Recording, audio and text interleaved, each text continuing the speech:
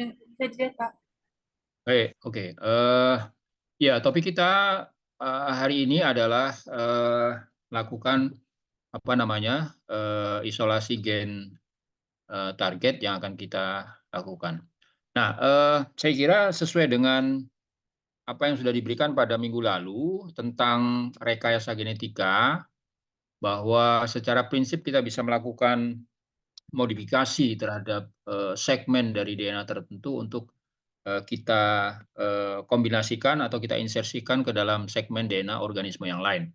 Nah, beberapa tahapan rekayasa genetika ataupun rekayasa protein, pertama sekali itu umumnya adalah melakukan apa yang disebut dengan namanya lokalisasi dari suatu organisme, dan terutama adalah apa namanya karakternya. Jadi kita harus definisikan dulu karakter apa yang mau kita apa namanya mau kita rekayasa ya dari suatu organisme. Nah, kemudian selanjutnya langkah berikutnya terkait dengan itu adalah melakukan ekstraksi dari DNA-nya. Nah, jadi melakukan ekstraksi dari DNA. Ingat, harus betul-betul dibedakan antara ekstraksi atau isolasi DNA dengan ekstraksi gen ya. Jadi beda antara ekstraksi DNA dengan ekstraksi gen.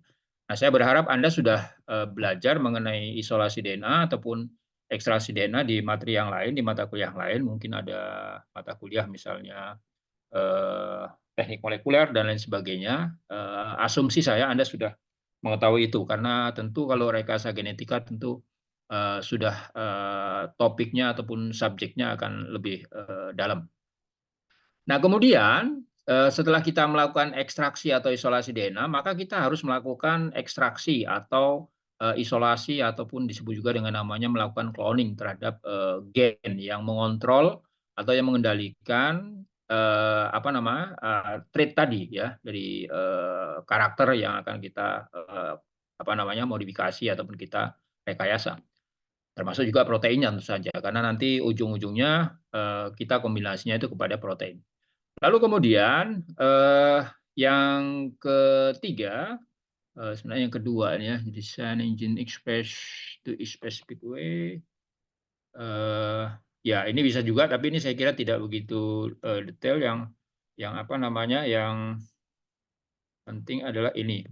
Nah, jadi tahap selanjutnya adalah melakukan cloning. Cloning, nah ini meliputi kegiatan apa yang disebut dengan namanya ligasi dan juga transformasi ke gen tadi, gen yang sudah kita apa namanya, yang sudah kita definisikan tadi ke dalam sel suatu organisme, baik itu tumbuhan, itu bakteri, atau bahkan manusia, hewan dan lain sebagainya.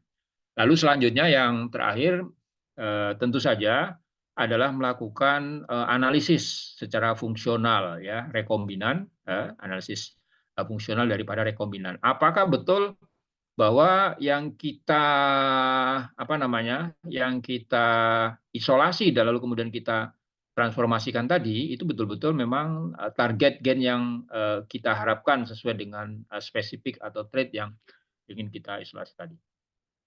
Nah, prosesnya kira-kira seperti ini jika cloning dan ligasi, terutama ini adalah tahapan yang menjadi sentral daripada fokus ataupun teknik atau keahlian daripada rekayasa genetika ya. Jadi kita harus mentransformasikan pertama sekali tentu tadi yang di awal tadi ya adalah mendapatkan, kalau di sini adalah contoh daripada bitijin, lalu kemudian kita masukkan ke dalam bakteri, di mana sebelumnya sebelum dimasukkan ke dalam bakteri tentu kita apa namanya, kita ligasikan dengan apa yang disebut dengan namanya plasmid DNA. Nah, apa itu plasmid DNA nanti kita akan bicarakan. Lalu kemudian selanjutnya nanti kita analisis fungsional, lalu kemudian kita juga bisa melakukan berbagai macam modifikasi ya. Jadi sebelum di sini juga kita bisa melakukan modifikasi eh, baik itu di daerah apa yang disebut dengan namanya promotor, lalu kemudian daerah coding region, ini terutama adalah yang kita dapatkan dalam bentuk mRNA. Lalu kemudian ada termination sequence. Tapi biasanya rekayasa itu lebih difokuskan kepada coding region. Coding region inilah nanti yang akan menentukan apa namanya protein yang akan menjadi target daripada produk yang kita harapkan. Jadi kalau seandainya kita ingin merekayasa proteinnya, maka yang menjadi target itu adalah di daerah coding region. Nah, kalau seandainya kita melakukan rekayasa ke promotornya, daerah promotor ini disebut dengan namanya daerah regulator. Saya pikir Anda sudah cukup paham ya di dalam proses genetika, Anda yakin sudah belajar mengenai bagaimana struktur dari suatu gen, apa komponen-komponen yang apa namanya, yang melengkapinya, ya.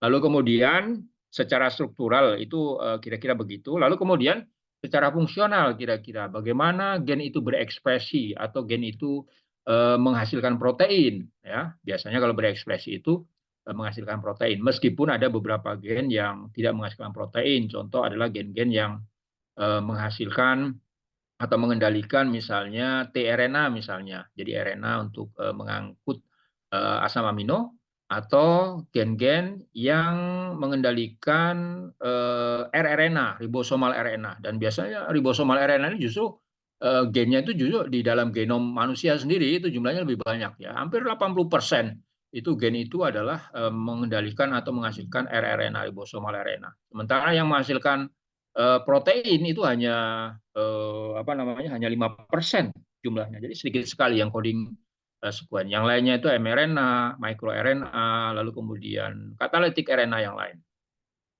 Nah, jadi itu pemahaman yang saya pikir Anda harus pahami terlebih dahulu sehingga nanti kita tahu tahapan-tahapan ini sehingga nanti bisa dapat gambaran.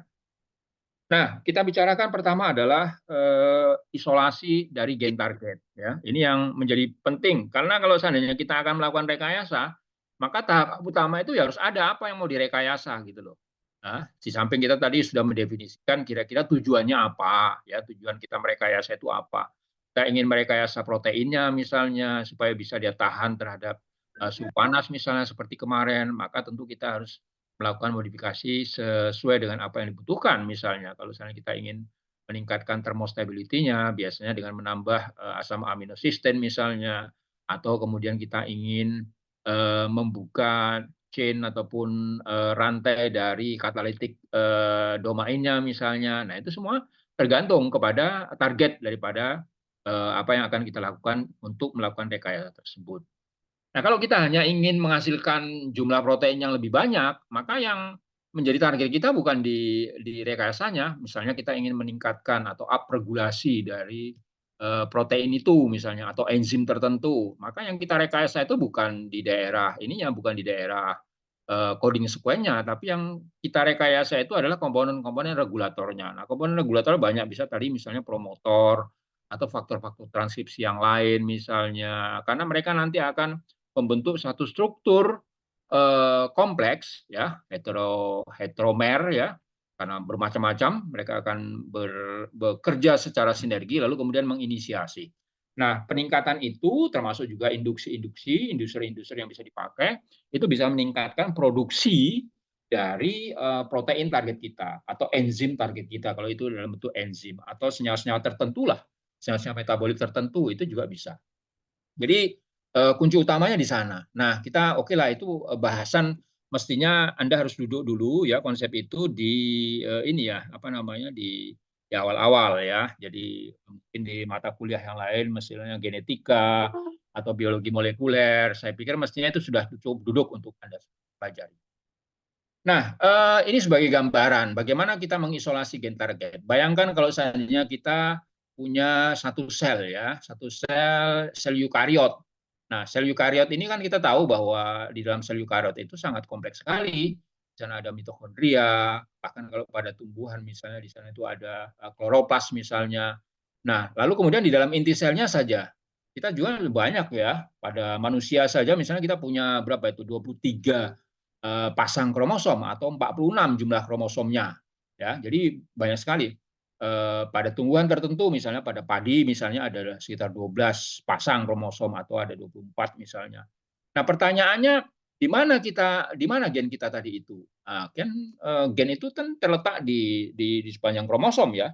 Jadi banyak sekali. Nah, nanti jadi artinya mengisolasi gen tidak sama dengan mengisolasi DNA, meskipun mengisolasi gen itu berarti harus melakukan isolasi DNA. Nah, itu yang harus dipahami. Karena itu, mengisolasi gen itu memiliki satu strategi tertentu ya, satu strategi tertentu yang memang harus dipahami.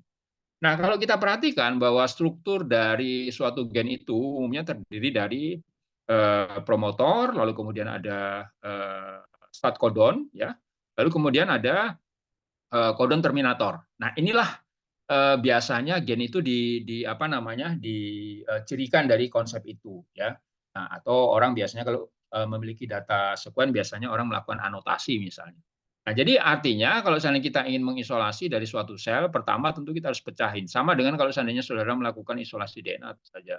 Nah, tetapi karena gen itu merupakan bagian daripada struktur genom yang sangat kompleks. Sebagai contoh, misalnya kalau pada manusia kita punya 33.000 gen ya. Nah, bagaimana memilih di dalam satu sel yang sangat kecil itu 0,002 mm diameternya, kita bisa mengambil gen yang menjadi target kita. Gen apa sajalah, misalnya contoh adalah gen muskular distrofi yang cukup panjang, misalnya sampai 2 MB misalnya, atau gen untuk mengendali insulin misalnya, dan lain sebagainya. Bagaimana caranya itu ya? Tentu kita harus bisa memahami bagaimana karakteristik daripada segmen dari gen tersebut. Nah, mengisolasi gen itu tidak sama dengan mengisolasi DNA. Meskipun apa namanya, dalam tahapan isolasi gen kita tetap harus melakukan isolasi DNA. Jadi isolasi DNA itu sama dengan kita mengisolasi apa namanya, tumpukan berbagai macam barang. Lalu kemudian gennya itu hanya katakanlah ujung jarum kecil misalnya dari barang tersebut. Bayangin itu. Nah, bagaimana cara kita mendapatkan itu? Nah, kalau kita gambarkan dalam prinsip elektroforesis, saya yakin Anda sudah pernah belajar ini di teknik molekuler misalnya, mudah-mudahan ya Anda sudah cukup paham itu. Nah, kalau kita isolasi DNA-nya, ini adalah GN adalah DNA genom, lalu kemudian adalah gen itu adalah G itu adalah gen. Maka kalau kita elektroforesis, nanti gen itu ukurannya lebih kecil, ya, karena genom itu berarti entirely, jadi pada seluruhan material genetik yang ada pada satu sel itu disebut dengan namanya, atau satu organisme disebut dengan namanya DNA genom. Jadi ukurannya lebih kecil karena memang ya dia bagian daripada genom itu kan. Jadi memang dia harus lebih kecil. Nah, kalau kita lihat hubungan antara gen, DNA dengan protein, ini perlu kita pahami ya. Ini kalau DNA atau gen ya, gen itu terdiri dari DNA. Nah, di sana ada sekuen apa namanya? Ada kodon start kodon ya, biasanya meskipun tidak selalu. Itu ada ATG. ATG itu biasanya adalah asam amino metionin biasanya kalau kita kuliah. Lalu kemudian sampai dengan TGA. TGA ini adalah stop codon. Nah, biasanya satu open reading frame disebut. Jadi open reading frame itu merupakan suatu sekuen yang memiliki alternatif baca namanya open reading frame, pola baca yang open. Nah, jadi ada 3 kemungkinan kalau misalnya kita lakukan apa namanya analisis daripada kemungkinan hasil produk daripada translasinya. Nah, kemudian dalam proses ekspresi gen nanti dia akan atau melakukan proses transkripsi sehingga dihasilkan mRNA. Lalu kalau mRNA kira-kira strukturnya modelnya seperti ini, ATG dari AUG begini, nanti ya kalau misalnya pada eukariot biasanya ada proses lagi di tengah-tengah ini disebut dengan namanya intron splicing misalnya dan lain sebagainya. Lalu kemudian proses ini akan dilanjutkan menjadi mengalami proses translasi untuk bisa menghasilkan senyawa polipeptida atau urutan daripada sekuen asam amino ya. Di sini ada metionin, lalu kemudian ada stop codon dan sebagainya. Nah, dengan konsep ini ya, maka kita bisa menerapkan satu strategi bagaimana caranya mengisolasi suatu gen target. Nah, perlu kita pahami bahwa dari sekuen asam amino ini itu kita bisa balikkan ya. Jadi kita bisa balikkan pembacaannya, kita apa namanya induksikan, lalu kemudian nanti proses ini bisa kita kalau kita punya sekuen daripada mRNA-nya, nanti kita bisa balikkan dengan suatu reaksi yang disebut dengan namanya reverse transkriptase ya, dengan enzim reverse transkriptase. Sama dengan kalau Anda mengisolasi COVID ya, karena COVID itu adalah virus dengan material genetik terdiri dari RNA, maka untuk bisa diamplifikasi dia harus di apa namanya? Dilalukan atau melalui proses reaksi reverse transkriptase, walaupun nanti akan dianalisis dengan real time PCR.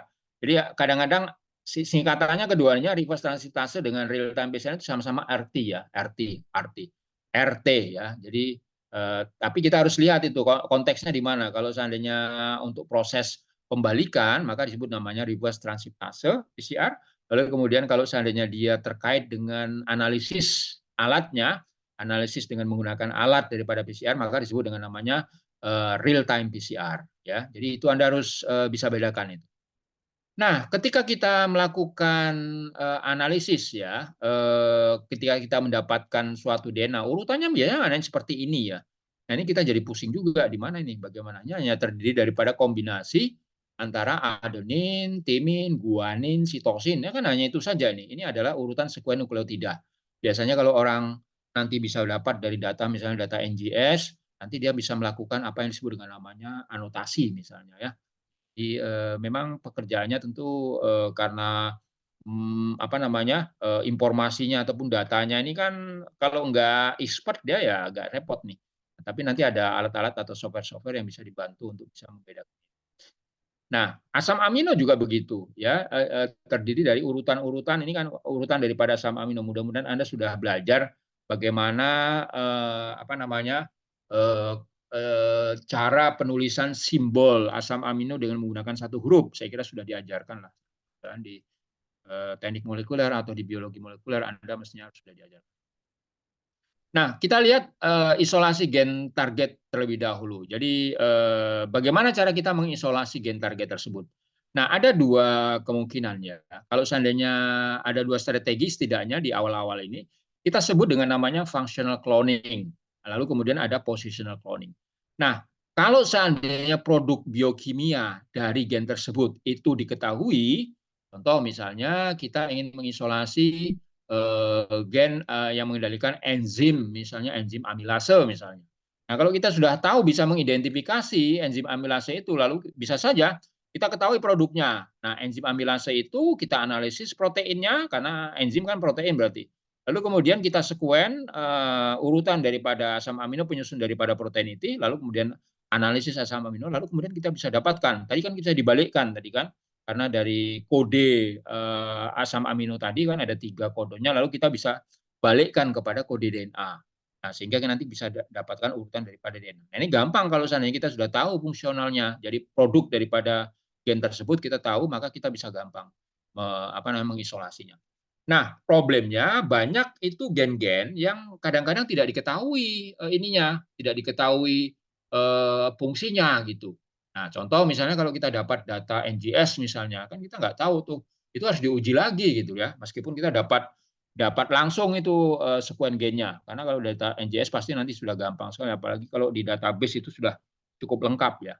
Nah, kalau tidak diketahui maka kita harus melakukan apa namanya strategi untuk apa namanya mengidentifikasi posisinya gitu. Nah, kalau seandainya kita sudah punya data-data sekarang ini kan gampang nih mencari data NGS. Ini kalau strategi yang dulu awalnya kita belum memungkinkan untuk itu, maka kalau kita sudah punya dapat data data NGS, maka nanti analisis software daripada NGS-nya itu sendiri atau next generation sequencing atau genome sequence analysis-nya itu bisa kita lakukan langsung anotasi. Jadi anotasi dengan menggunakan kalau dia memang baru produk kita maka anotasi de novo namanya, genome assembly de novo misalnya. Jadi bisa dilakukan itu. Lalu kemudian kita cloning, isolasi, dan kita dapatkan DNA-nya. Nah, kalau kita sudah dapatkan DNA-nya, inilah nanti yang menjadi target kita untuk kebutuhan rekayasa. Nah, ini apa namanya? Ini memang kemampuan yang memang apa namanya? Ya spesifik ya. Orang bisa melakukan cloning itu enggak semua orang itu. Bahkan kalaupun kita punya alat itu memang harus betul-betul distandarisasi betul gitu kalau kita Itu ingin Pak, melakukan Pak Ricci cloning. ya berarti. Oke, lalu kalau kita lihat bagaimana isolasi berbasis fungsi. Nah, tadi kita sebutkan bahwa isolasi gen berbasis fungsi itu persyaratannya harus ada produk biokimia dari gen target. Lalu kemudian diuji dengan metode mutan komplementer, kemudian ditrace, ditelusuri dari protein, asam amino dan level asam nukleotida. Ini kira-kira gambarannya seperti ini. Jadi kalau kita pertama sekali kita harus menyeleksi karakter, sama dengan yang tadi di dalam tahapan tadi ada 4 tadi itu, kita harus seleksi karakter. Ini misalnya kalau kita ingin apa namanya, bunga warna merah dan bunga warna ungu nih, apa nih, yang membuat mereka kita ingin isolasi gen apa namanya, yang, resisten misal atau yang, terkait pengendali daripada warna bunga ini misalnya. Maka kita, lakukan identifikasi biokimiawi, kita isolasi, proteinnya, lalu kemudian kita lihat nanti apa perbedaan dari mereka. Nah, katakanlah ini contoh yang sederhana saja, kita dapatkan satu fragmen yang spesifik misalnya, yang ada hanya pada warna, ungu. Nah, kemungkinan ini adalah gen putatif ataupun yang terkait dengan pengendali warna ungu karena tidak ditemukan pada warna merah tadi ya. Nah, itu kira-kira begitu. Lalu kemudian kita, ekstraksi ini, apa namanya, fragmen ini, lalu kemudian nanti kita bisa identifikasi proteinnya, lalu kemudian kita, identifikasi, apa namanya, sekuen daripada, nukleotidanya.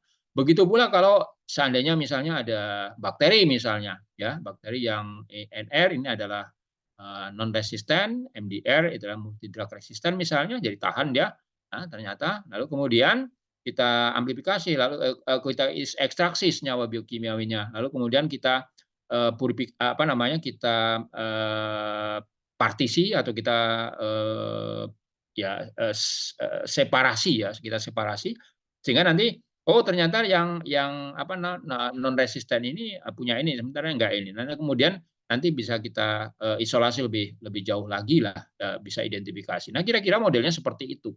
Jadi dalam konteks ini, dalam pengertian ini, kita harus, definisikan dulu, apa namanya, karakter yang ingin kita, modifikasi atau yang ingin kita, rekayasa. Itu kira-kira tahapan yang pertama sekali yang harus kita, perhatikan kalau misalnya kita melakukan isolasikan berbasis fungsi. Nah, problemnya tadi kebanyakan produk gen tidak diketahui, kadang-kadang nggak bisa terdeteksi gitu ya. Lalu kemudian fenotip yang bisa diamati untuk mengukur produk biokimia gen itu juga terbatas. Kadang-kadang kita nggak bisa mengidentifikasinya secara lebih jelas. Nah, penggunaannya juga terbatas. Nah, karena itu ini contoh antara lain misalnya kalau misalnya kita ingin lakukan dengan teknik misalnya 2D elektroforesis ya. Mudah-mudahan Anda juga sudah diperkenalkan teknik ini. Ini adalah salah satu teknik molekuler untuk memisahkan protein ya, memisahkan protein. Nah, sekarang ada teknologi atau platform analisis yang disebut dengan namanya berbasis proteomik misalnya. Nah, itu bisa dibedakan di situ antara yang di-treatment dengan yang tidak di-treatment, nanti akan bisa kelihatan baik itu kehadiran apa yang disebut dengan namanya spot-spot ini, jadi bintik-bintik ini disebut namanya spot, spot protein ya, dipisahkan berdasarkan, dua dimensi. Dimensi pertama adalah berdasarkan muatan listriknya ya, ya untuk mencapai misalnya titik isoelectric point misalnya dengan menggunakan, isoelectric, focusing namanya, IEF namanya. Lalu kemudian setelah itu baru mereka dipisahkan berdasarkan berat molekulnya. Lalu nah itu makanya disebut dengan namanya 2D electrophoresis. Nah, kemudian, teknik yang lain kalau seandainya kita sudah dapatkan tadi, maka kita bisa lakukan juga analisis kalau sudah dapat tadi produk biokimianya, lalu kemudian kita bisa, apa namanya, dari spot, 2D electrophoresis tadi, spot-spotnya kita ambil, lalu kemudian kita analisis dengan menggunakan, analisis berbasis, LC-MS, ya, LC-MS-MS biasanya tandem itu, apa namanya, liquid chromatography mass spectrometry. Lalu dari situ nanti bisa kita dapatkan, urutan daripada, sekuen asam amino. Ini contoh dari analisis profil proteom ekstraseluler dari bakteri UBCR12 ya. Kita perlakukan dia pertama dengan 1% pepton. Nah, ini kita tumbuhkan, lalu kemudian yang satu lagi, yang jamur tadi kita, tumbuhkan bersama dengan bakteri misalnya. Nah, kemudian kita lihat. Nah, ternyata pada kultur tunggal itu, apa namanya, jumlah maupun, intensitas dari, spot yang dihasilkan itu jumlahnya lebih sedikit dibandingkan dengan kalau seandainya dia, apa namanya, apa namanya, dikokultivasi atau dikokulturkan ya. Nah, kita lihat di sini sebagai contoh, di sini kalau dia hanya solo saja, dia hanya yang maksimal itu hanya ada 2. Nah, tapi di sini ketika ini sudah banyak gitu ya. Nah, ini tentu macam-macam ini ya ketika dia dikulturkan apakah ini dari Glascoridesnya atau dari, jamurnya sendiri, nah itu. Nah, kemudian spot ini kita ambil, kita analisis, lalu kemudian kita apa namanya, kita analisis lebih jauh. Nah ternyata, apa namanya, analisisnya menghasilkan bahwa dia ini adalah semacam flagellin ya, flagellin dari Serratia misalnya. Nah, dan kemudian flagellin domain containing protein Serratia plumitica peridoia. Nah, kebetulan memang ini adalah UBCR12 ini adalah Serratia plumitica sebenarnya ya. Jadi eh, apa namanya, jelas terlihat ada korelasi yang positif dari analisis protein ini untuk memperlihatkan bahwa mereka itu adalah protein yang dihasilkan ketika dia melakukan ketika dia melakukan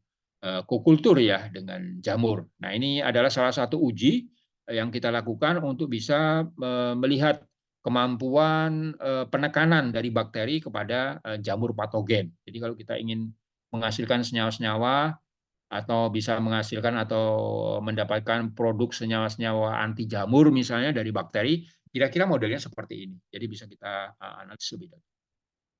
Nah, kemudian isolasi gen berbasis peta. Nah, tadi problemnya persyaratan apa tadi karena memang tidak seluruh apa namanya produk biokimia itu bisa kita peroleh dan apa namanya ya tentu kita nggak bisa karena memang tidak ada produk biokimianya kan. Nah, maka ada strategi yang lain yang disebut dengan namanya strategi berbasis peta. Nah, persyaratan untuk itu adalah tersedianya peta genetik yang akurat. Nah, biasanya kalau organisme-organisme yang eukariot itu bisa dihasilkan itu peta genetik. Anda barangkali di dalam pelajaran genetika sudah pernah belajar misalnya hukum Mendel misalnya atau hukum teori linkage dari Morgan misalnya ya. Nah, di situ salah satu daripada konsep Thomas Hans Morgan yang melakukan percobaan dengan lalat buah itu adalah ini apa namanya peta kromosom ya, peta kromosom atau peta gen.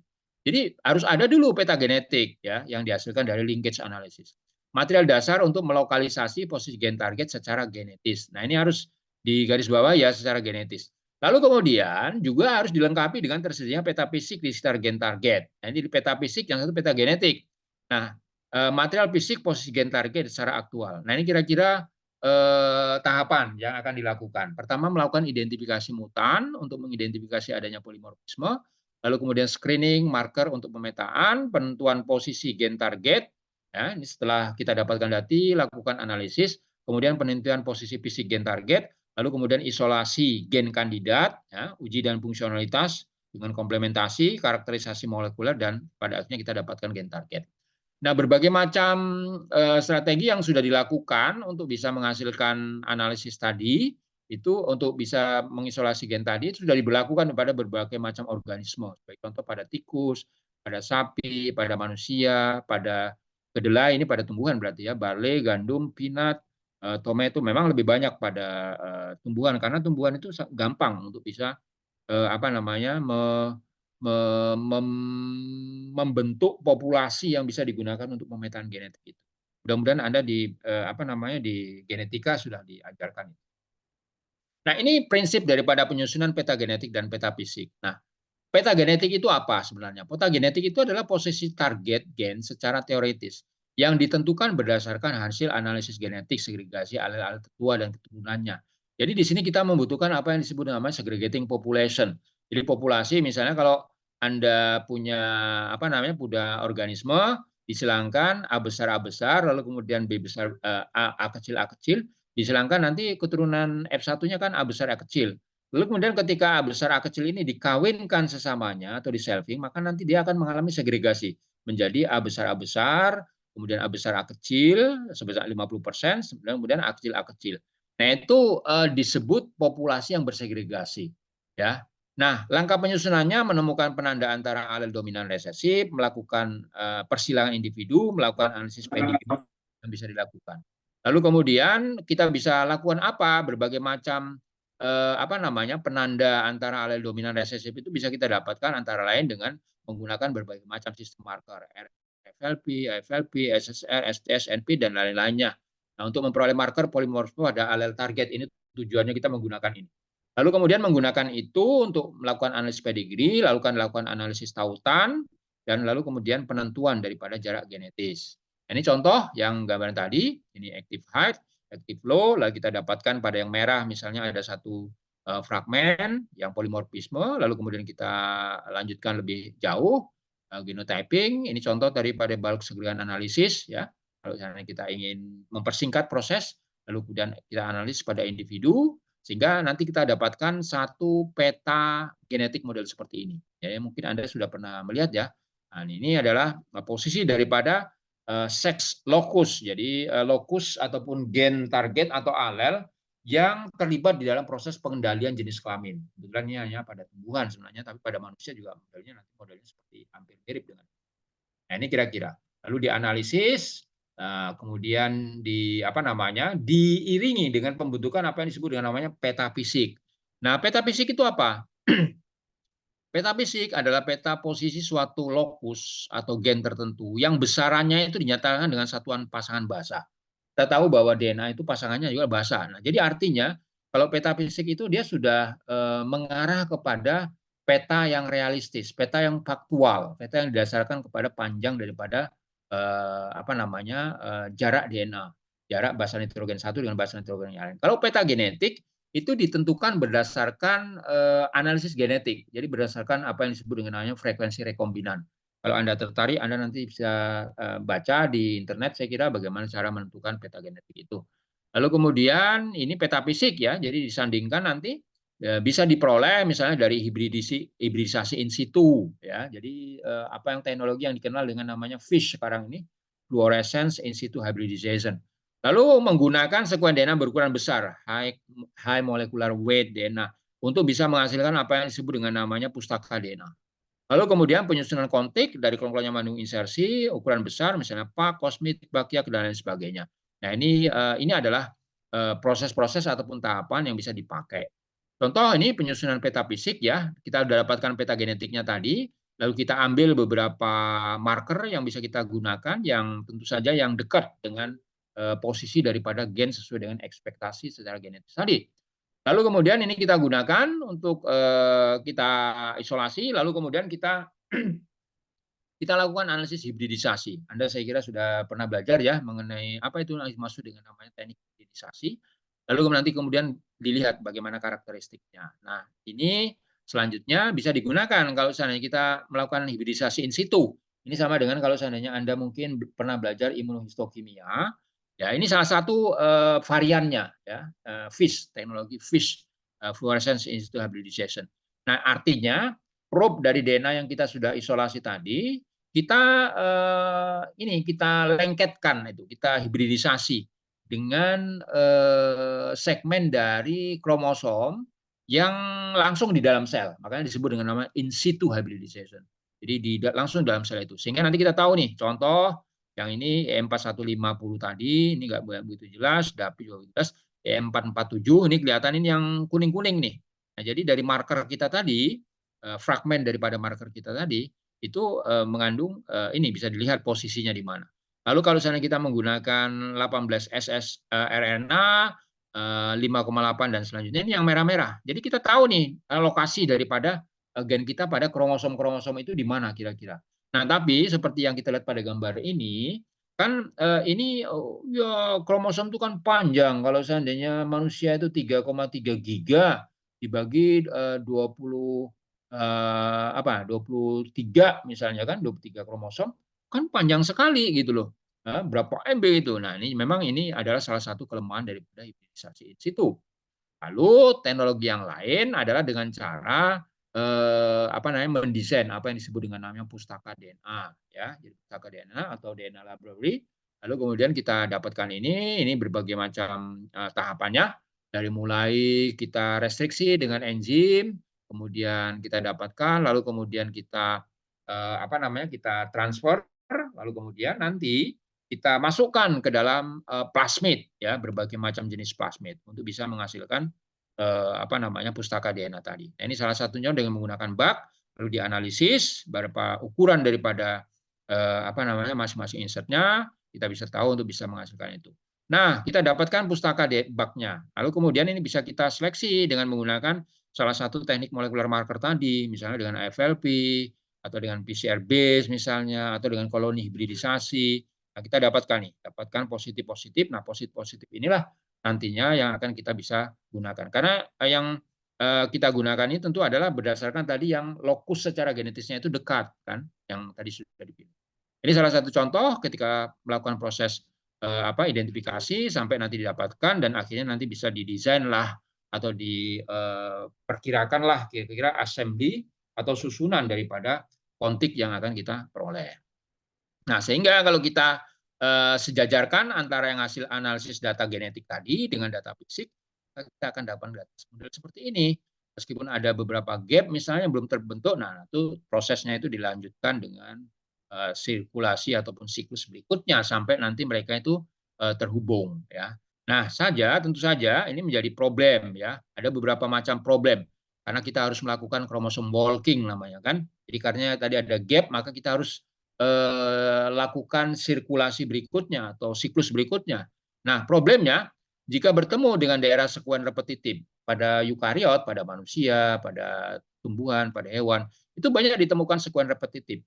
Nah, apa itu sekuen repetitif? Saya kira Anda di pelajaran genetika mestinya ini sudah diajarkan.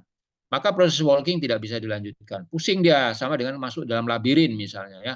Jadi bingung daerah arah mana yang akan dituju. Yang kedua, mendapatkan ujung klon yang bersifat single copy itu cukup sulit gitu. Pada eukariot banyak itu yang berupa gen family ya. Kita bisa terjebak nanti pada gen-gen yang sebenarnya bukan menjadi target. Lalu kemudian jika daerah target merupakan daerah cold spot region, nanti daerah yang cold spot itu adalah daerah yang frekuensi rekombinan itunya kecil. Jadi proses crossing over, saya kira Anda sudah pernah mendengar istilah crossing over ya dalam pelajaran genetika itu saya kira pada organisme eukariot itu sangat umum terjadi pada pembentukan gametogenesis, meiosis ya. Pada pembelahan sel secara meiosis itu pasti nanti akan terjadi apa yang disebut namanya crossing over.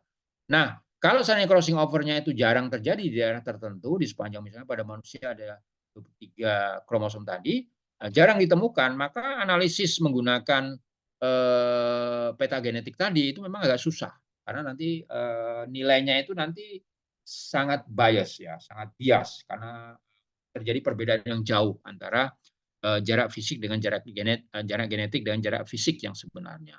Sehingga proses ini juga menjadi sesuatu yang tedious atau menyita waktu. Nah, ini salah satu contoh tadi kalau kalian punya lokusnya tadi E447, E4151, sementara gen target kita itu ada di katakanlah di antara itu. Nah, panjangnya itu ternyata cukup besar ya, meskipun dia hanya berjarak 1 centimorgan secara genetik, tapi secara fisik ukurannya itu bisa mencapai 932 kilobasa.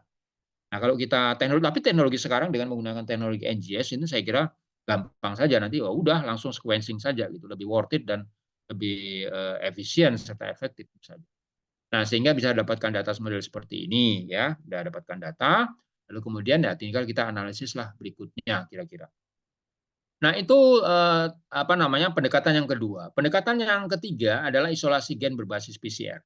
Seiring dengan perkembangan teknologi sequencing yang sangat masif dan relatif lebih murah, maka ketersediaan data gen-gen tertentu di database itu sudah semakin banyak tersedia. Jumlahnya saya kira sangat besar sekali sekarang ini. Ya, bahkan data-data NGS, data-data lengkap dari suatu organisme itu banyak tersedia di situ. Nah, prinsip daripada isolasi gen berbasis PCR ini atau cloning gen target berbasis PCR ini adalah apa yang disebut dengan namanya adanya homologi ya. Nah, kalau kita perhatikan sebagai gambaran, ini adalah gambaran dari struktur motif protein dari gen-gen resisten yang dicirikan oleh keberadaan daripada domain NBS-LRR. NBS itu adalah nucleotide binding sequence, LRR adalah leucine rich region. Nah, gambaran seperti ini. Jadi berbagai macam protein, BS4, L6, N-protein, RAS, dan segala macam ini gambarnya modelnya seperti ini. Dicirikan model domainnya seperti ini. Lalu kemudian RR1, nah sama ya, ada NBS, ada LRR-nya. Nah, hanya saja di daerah ujung N, ya, N terminal dan C terminalnya, itu ada variasi-variasi gitu. Tapi di bagian tengahnya sama NBS semua gitu, nucleotide binding site, RR. Lalu kemudian di bagian-bagiannya kalau kelompok BS4 ya ada TIR hanya satu, sementara yang RS1 TIR-nya 2. Lalu kemudian kalau I2, MI, ML dan segala macam itu ada apa namanya tidak ada yang lain, hanya tambahan CC misalnya. Dan begitu pula dengan yang lain-lainnya. Nah, dengan demikian artinya mereka kan punya homologi nih, ada kesamaan gitu loh. Nah, kita bisa desain primer dari yang sama ini, lalu kemudian kita bisa isolasi gen tertentu gitu. Nah, ini kira-kira prinsipnya sebenarnya seperti ini. Kalau seandainya kita akan apa namanya mengisolasi gen tertentu dengan basis PCR, kita harus memiliki sekuen yang sifatnya conserve, artinya ada kesamaan yang tinggi yang tadi ya. Itu. Lalu kemudian kita desain primernya, ya modelnya seperti ini. Kita desain primer dan biasanya memang ada variasi-variasi. Nah, variasi-variasi tertentu ini contoh di sini misalnya ya. Ini adalah DNA beta satelit namanya dari berbagai macam isolat virus. Nah, lalu kemudian kita lihat, oh ternyata beda-beda. Nah, nggak apa-apa. Nanti kita desain apa yang disebut dengan primer degeneratif namanya. Ya, jadi kalau yang sama ya sudah ACGT, ACCGT, begitu dan seterusnya. Nah, sehingga kita bisa lakukan. Contoh misalnya kalau misalnya kita akan melakukan seleksi atau isolasi gen enzim selulolitik misalnya. Kan enzim selulolitik itu bermacam-macam ya bakteri yang bisa menghasilkan. Nah, kita ingin bandingkan nih enzim selulolitik dari bakteri A, bakteri B, bakteri C, lalu kita. Nah, modelnya seperti tadi. Karena pasti enzim selulolitik itu memiliki kesamaan kan, memiliki kesamaan sekuen. Nah, dari situlah nanti kita bisa desain primer tertentu lalu kemudian kita nanti bisa bandingkan di antara mereka. Lalu kemudian seleksi bakteri anti jamur tadi juga modelnya seperti itu dan lain-lain. Nah, sehingga persyaratan utama ada tersedia data sekuen yang mirip dengan gen target. Tadi ya sekuennya tadi, data sekuen DNA-nya. Nah, ini beberapa contoh gen resistensi yang tadi sudah digambarkan tadi ya, antara lain juga berbagai macam karakteristik yang lain yang bisa dilakukan. Nah, tadi saya sudah katakan kalau mereka berbeda gimana ya kita desain apa yang disebut dengan primer degeneratif. Contoh misalnya, kalau A itu kan adenosin, kalau C sitosin, G guanin, T timidin, U urasil. Nah, bagaimana dengan kalau seandainya perbedaan itu adalah G dan A, maka kita desain namanya R. Ya, R itu adalah G dan A. Jadi kalau kita minta mensintesis primer dengan urutan R, berarti itu bisa berlaku untuk G dan A. Jadi artinya primer kita itu nanti kalau ada G dan A, maka dia bisa berkomplementer atau binding. Nah, kira-kira model seperti itu. Begitu yang lain juga gitu. Kalau Y, kalau K, kalau M. Bahkan kalau tiga perbedaannya, GTC ya digunakan simbol B, GAT simbol D, dan ACT digunakan simbol H. Nah, begitu seterusnya kira-kira ya. Kira-kira ini contoh pendesainan primer regeneratif dari sekuen DNA. Kita dapat beberapa data sekuen dari beberapa macam strain ataupun isolat. Nah, kita bandingkan. Nah, mana kira-kira yang sama? Oh, ini CAA sampai di sini sama semua CA. Tapi T dengan A ini beda ya. Di sini ada beda. Nah, lalu begitu G dengan A. Nah, begitu seterusnya. Nah, kalau kita desain yang berdasarkan ini, tentu primer kita nggak bisa bekerja nanti di PSBT ini. Ya, di kelompok-kelompok PSBT, PSS, SO, nggak bisa.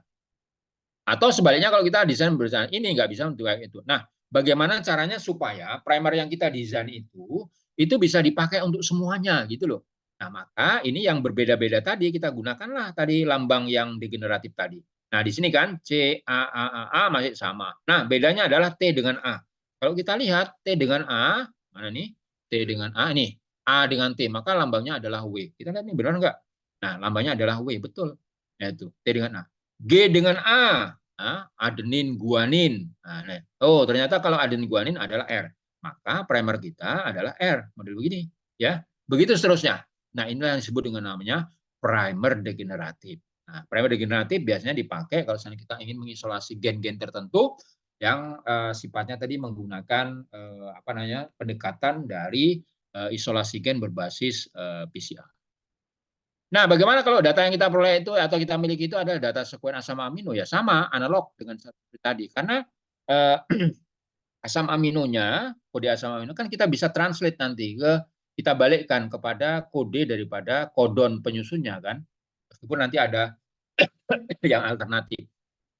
Nah, yang alternatif itulah nanti kita pakai yang degeneratif tadi. Ya, itu kira-kira modelnya begitu sehingga modelnya seperti ini. Ini gambarannya sehingga nanti kalau kita akan mengisolasi gen pengendali protein masing-masing ini, maka dengan menggunakan data primer ini kita bisa isolasi gen. Nah, di samping itu juga berbagai macam software ya tersedia, alat bantu yang bisa kita pakai ya, macam-macam. Saya kira Anda sudah pernah belajar, nanti mudah-mudahan di kuliah bioinformatika Anda sudah diajarkan terkait dengan ini. Ini contohnya. Nah, kalau seandainya gen kita itu cukup besar, maka kita melakukan tadi kromosom walking. Tadi di dalam dalam pemetaan genetik tadi juga kan ada kromosom walkingnya. Jadi prinsipnya kita desain startnya itu dari awal sini. Lalu kemudian dari bagian yang tertentu nggak bisa ya, kita desain lagi, kita dapatkan data sequence ini, lalu kemudian kita balikkan ke sini, arah ke sini.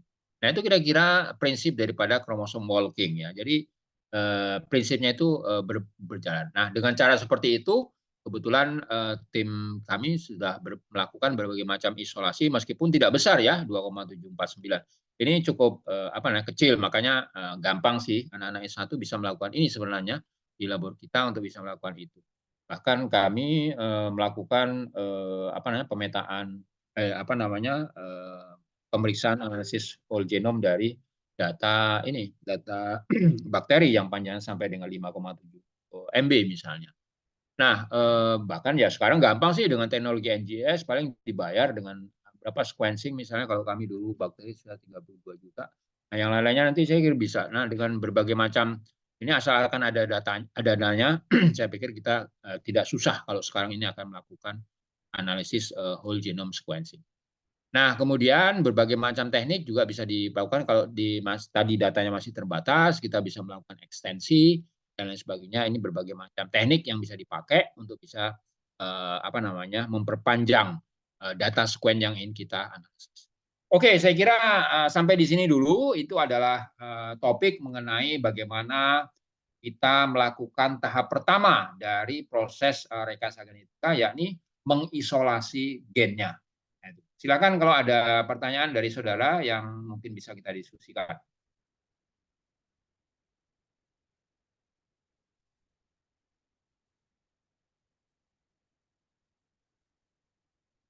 Gimana? Ada pertanyaan?